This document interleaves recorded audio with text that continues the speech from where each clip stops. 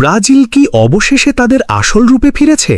মরক্কোর বিপক্ষে হতাশাজনক পারফরম্যান্সের পর যে দলটিকে নিয়ে সমালোচনার ঝড় উঠেছিল, সেই ব্রাজিলই কি এবার দেখিয়ে দিল কেন তারা এখনও বিশ্ব ফুটবলের অন্যতম বড় শক্তি?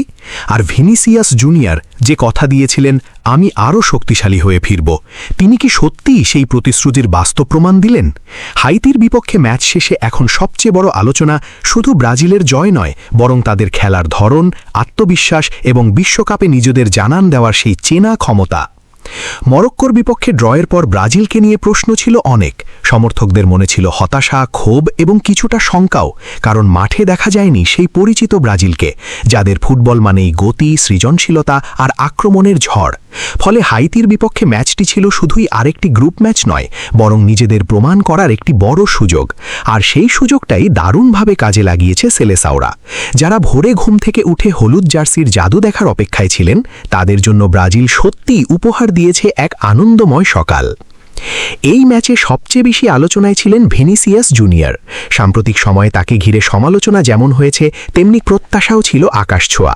বিশেষ করে কার্লো আনচেলত্তির অধীনে ক্লাব ফুটবলে যে ভিনিসিয়াসকে আমরা দেখেছি, বিশ্বকাপেও সবাই সেই সংস্করণটাকেই দেখতে চেয়েছিল। আর হাইতির বিপক্ষে তিনি যেন সেই প্রত্যাশারই জবাব দিলেন। বল পায় তার আত্মবিশ্বাস, ড্রিবলিং, স্পেস তৈরি করার ক্ষমতা এবং আক্রমণে ধারাবাহিক প্রভাব সব মিলিয়ে তিনি ছিলেন ম্যাচের অন্যতম প্রধান নায়ক।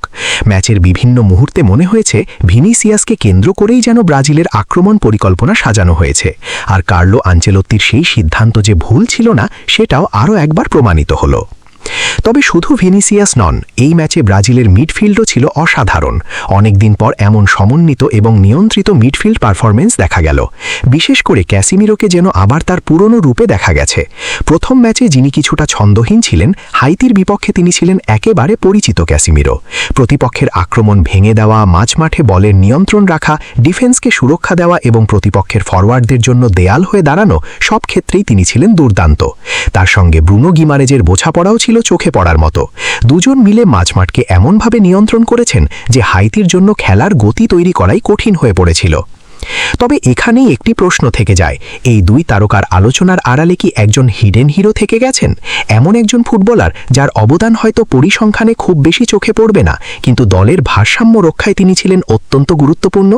অনেকেই হয়তো তার নাম নিয়ে আলোচনা করছেন না, কিন্তু ম্যাচ বিশ্লেষণ করলে তার গুরুত্ব স্পষ্টভাবে বোঝা যায়। আপনাদের মতে সেই গোপন নায়ক কে? মন্তব্যে অবশ্যই জানাতে পারেন। এবার আসা যাক ফরওয়ার্ড লাইনের কথায়। বিশ্বকাপের আগে থেকেই ব্রাজিলের সবচেয়ে বড় প্রশ্ন ছিল নাম্বার 9 পজিশনে কে হবেন দলের ভরসা। আর সেই প্রশ্নের উত্তর যেন এই ম্যাচেই দিয়ে দিলেন ম্যাথিউস কুনহা। তিনি শুধু গোল করার জন্যই খেলেননি, বরং পুরো আক্রমণ ভাগকে সচল রাখার দায়িত্ব পালন করেছেন। কখনো মিডফিল্ডে নেমে এসে বল বিল্ড আপ করেছেন, কখনো ভিনিসিয়াসের জন্য স্পেস তৈরি করেছেন, আবার কখনো নিজেই আক্রমণে নেতৃত্ব দিয়েছেন। তার এই বহুমুখী ভূমিকা ব্রাজিলকে অনেক বেশি ভারসাম্যপূর্ণ করেছে। সবকিছু বিবেচনা করলে পরবর্তী ম্যাচগুলোতেও তাকে শুরুর একাদশে দেখার সম্ভাবনাই বেশি। তবে আনন্দের মাঝেও রয়েছে কিছু দুঃসংবাদ। রাফিনহাকে নিয়ে নতুন করে উদ্বেগ তৈরি হয়েছে। হ্যামস্ট্রিং ইনজুরির কারণে তার বিশ্বকাপ যাত্রা শেষ হয়ে যেতে পারে বলে বিভিন্ন সূত্রে আলোচনা চলছে। যদি সত্যি এমন হয়, তাহলে এটি হবে ব্রাজিলের জন্য বড় ধাক্কা, কারণ এর আগেই ইনজুরির কারণে দল হারিয়েছে একাধিক গুরুত্বপূর্ণ বিকল্পকে। রাইট উইং পজিশন নিয়ে তাই নতুন করে ভাবতে হবে কোচিং স্টাফকে। এই পরিস্থিতিতে অনেক সমর্থকই অ্যান্টনির নাম সামনে আনছেন। শেষ পর্যন্ত কি সিদ্ধান্ত হয়, সেটি অবশ্যই সময়ই বলে দেবে। রক্ষণ ভাগেও ছিল ইতিবাচক অনেক দিক। অ্যালিসন বেকার কয়েকটি গুরুত্বপূর্ণ সেভ করে আবারও প্রমাণ করেছেন কেন তিনি বিশ্বের অন্যতম সেরা গোলরক্ষকদের একজন। যখনই দলকে প্রয়োজন হয়েছে, তিনি নির্ভরতার প্রতীক হয়ে দাঁড়িয়েছেন। অন্যদিকে গ্যাব্রিয়েল মাগালকেস এবং মার্কুইনহোসের সেন্টার ব্যাক জুটি বেশিরভাগ সময়ই ছিল দৃঢ়। যদিও ম্যাচের শেষ দিকে মার্কুইনহোস একবার কিছুটা ধীর গতির সিদ্ধান্ত নেওয়ায় বিপদ তৈরি হয়েছিল, তবু সামগ্রিকভাবে তাদের পারফরমেন্স আশাবাঞ্চক। এখন একটি বিষয় নিয়ে অনেক সমর্থকের মধ্যে আলোচনা হচ্ছে। প্রথমার্ধে ব্রাজিল ছিল দুর্দান্ত, কিন্তু দ্বিতীয়ার্ধে কেন সেই একই গতি দেখা গেল না? এর উত্তর খুবই সহজ। ফুটবল কোনো ভিডিও গেম নয়, যেখানে একটি দল টানা 90 মিনিট একই তীব্রতায় খেলবে।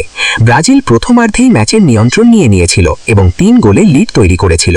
এরপর স্বাভাবিকভাবেই কার্লো আনচেলত্তি ঝুঁকি কমানোর পথ বেছে নিয়েছেন। ইনজুরিতে জর্জরিত স্কোয়াড নিয়ে অপ্রয়োজনীয় চাপ সৃষ্টি করার কোনো কারণ ছিল না, বরং বলের নিয়ন্ত্রণ ধরে রেখে ম্যাচকে ধীরে ধীরে শেষ করার কৌশলই ছিল সবচেয়ে বুদ্ধিমান সিদ্ধান্ত।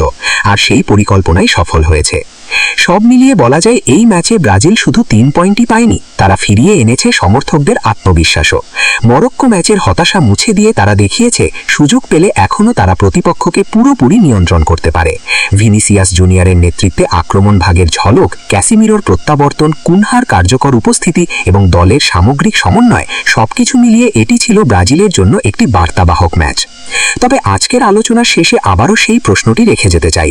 ম্যাচের সেরা খেলোয়াড় হিসেবে ভিনিসিয়াস জুনিয়রের নাম সবাই বলবেন, কিন্তু তারকার আলোয় আড়ালে থাকা সেই গোপন নায়ককে, যিনি নীরবে দলের জয়ের ভিত করে দিয়েছেন? আপনার উত্তর কি? মন্তব্যে অবশ্যই জানাবেন। আর ব্রাজিলের এই পারফরমেন্স আপনাদের কেমন লেগেছে সেটিও লিখে জানান। ফুটবল বিশ্বকাপের আরও দারুণ সব বিশ্লেষণ নিয়ে আবারও দেখা হবে পরবর্তী ভিডিওতে। ততক্ষণ পর্যন্ত ভালো থাকুন, সুস্থ থাকুন। আল্লাহ হাফেজ।